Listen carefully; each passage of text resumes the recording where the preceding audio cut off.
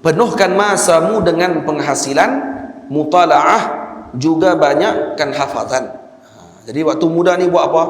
Penuhkan dengan penghasilan, dapatkan hasil betul-betul. Ini waktu tahsil, waktu untuk mengumpul apa yang sepatutnya kita kumpul. Nak pergi perang pun kena menjadi silat dulu. Ni takkan nak tiup semboyan terus nak pergi bersilat, silat pun tak tahu.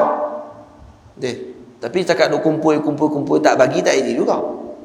Bila nak sampai waktu nak bagi tadi? Bila tok guru dah bagi, dah bengkung hujung lah sekali tu, keluar, boleh dah. Nak buka gelanggang baru. Tak apa. Ni tak dah, ni baru bengkung putih. Betul ya tak? Ni tok guru silat dah ni. Baru tali pinggang putih baru. Kalau nak buka gelanggang dah.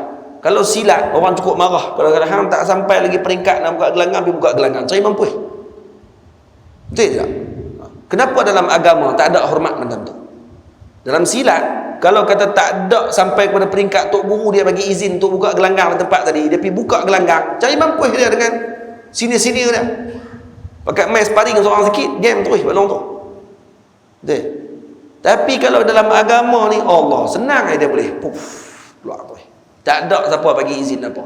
Mengaji mesej baru setahun, balik-balik al-ustaz, al-alimul allamah, al-syekh kata setahun baru mesej.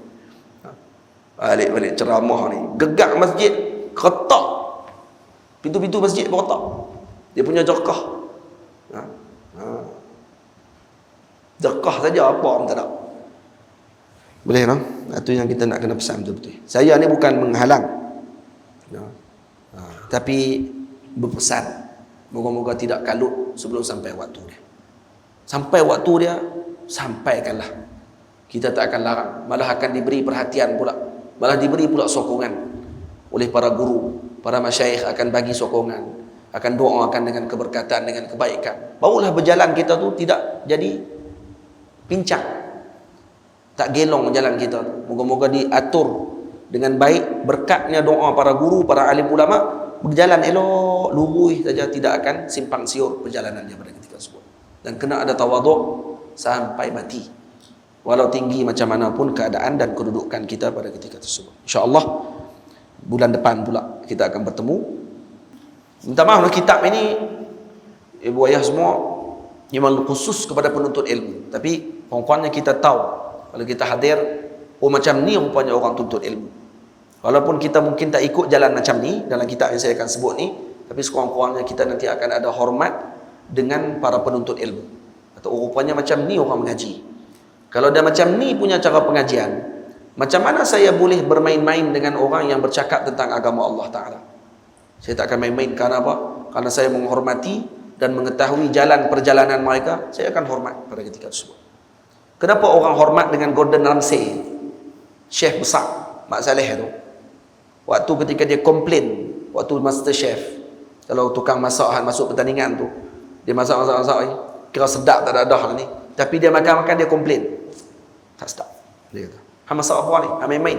Padahal kalau kita rasa sedap tak ada dah tu, semua dah ada restoran tu, ada buat tu kadang-kadang. Dan dia mau power dah, pandai masak. Tapi dia komplain, kawan ni dengar, taat. Terima kasih. Kenapa? Kerana dia tahu siapa dia yang tegak tu. Kerana dia tahu kebolehan orang yang tegak tu.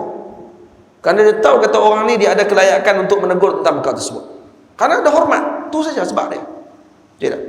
Doktor pakar tegak doktor yang baru jadi doktor. Tak boleh buat macam ni, tak boleh buat macam ni. Kenapa dia hormat dengan pandangan tadi? Kerana tahu ni doktor pakar. Dan dia tahu kata orang ni dah lalui jalan sebelum dia lalui.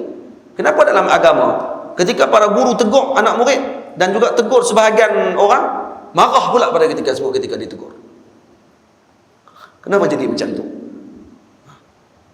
Malah kata pula, dia aja boleh, orang lain semua tak boleh. Dia lah arti, orang lain semua tak arti. Siapa yang sebut macam tu? Kita sebut semua perkara mengaji. Yang mengajak pun kena mengaji, yang mengaji lebih lagi kena mengaji. Yang duk mengajak ni pun jangan duk mengajak saja. Kenapa cari waktu mengaji? Cari tok guru, hak tua. Pi tadah balik, ambil adab balik. Macam mana yang guru kita tunjukkan? Patutnya macam tu. Ni tak mengaji tak mau dah. Nak mengajak saja. Tak boleh macam tu. Saya walaupun di zawiyah saya mengajak, tapi saya akan cari hari juga untuk saya main mengaji. Di Penang saya main mengaji. Bukan mengajarnya, saya akan main mengaji dengan tok guru saya. Di Kedah ada Baba Zahari, saya akan pergi sambung balik mengaji dengan dia balik. Walaupun dah ada buka pondok dan sebagainya, itu bukan alasan untuk kita tak pergi mengaji. Kena mengaji. Kenapa? Karena biar kita ni mati dalam keadaan menjadi penuntut ilmu.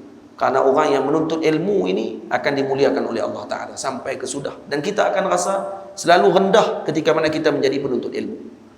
Nah, betul tu. Jadi saya pesan kepada diri saya sendiri dan juga kepada tuan-tuan semua untuk kita terus menjadi penuntut ilmu. Hari ini guru saya pun main. Saya pergi mengaji dengan dia. Hari ini tok guru pula pun duduk dalam majlis juga. Nah, Syekh Abdullah pun ada dalam juga main mengaji. Saya pun mengaji dengan tok guru. Tok guru pun main mengaji ni. Main bukan mengaji ni, main duduk dengar betul dia dah cakap ni. Tak betul dia tengok.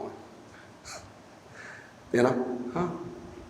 Yang tu tabadul ilmu ini akan berlaku dan tidak akan putus. Karena ni adalah sunnahnya ilmu. Nah, sunnahnya ilmu Allah Ta'ala ni begini. Dia tidak akan terputus dengan perkara tersebut.